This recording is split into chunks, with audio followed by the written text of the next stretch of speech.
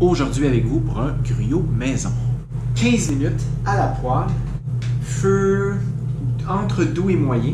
Je vais ici prendre des flocons d'épeautre, une tasse d'eau, une demi-tasse de flocons d'épeautre. J'aurais dû mettre ça avant l'eau par contre, ça va coller.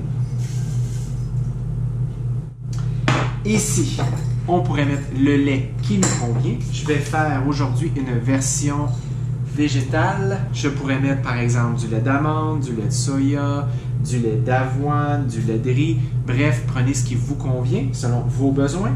Je mets ça une fois que ça aura bouilli suffisamment, que l'eau aura pénétré dans les flocons ici d'épeautre.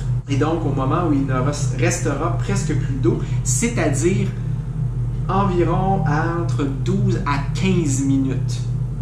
Pendant ce temps-là, je vais aller préparer mon bol. Ici, je vais mettre dans mon bol 3 sortes de noix, des amandes tamari, j'ai aussi des pacanes.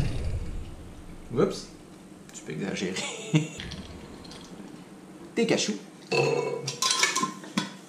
J'ai une belle portion de bleuet bien rincé, bien lavé. J'ai une demi-banane. Tout ceci est un mélange que j'affectionne bien. Je la coupe ici en deux sur la longueur. Ça me donne l'impression, oups, d'en avoir plus. J'ai aussi des dattes que je fais très attention de bien dénoyauter. J'affectionne tout particulièrement celles-ci parce qu'elles sont vraiment tendres, extrêmement savoureuses. Et j'ai aussi un demi-avocat. Avec un couteau, je fais des lignes comme ceci. Je fais comme des genres de quartiers. Et après, avec la cuillère, c'est super facile. Et j'ai ici de la graine de lin. De la graine de chia. Chia blanche. Une bonne cuillère à soupe. Il ne me reste plus qu'à mettre le gruyot.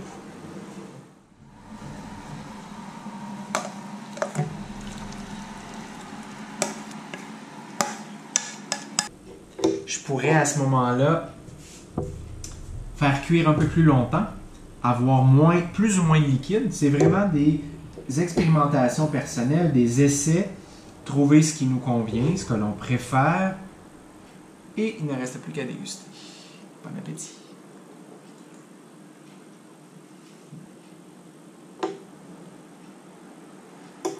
Essayez de trouver un morceau de banane avec une amande, un morceau d'avocat, puis une pacane.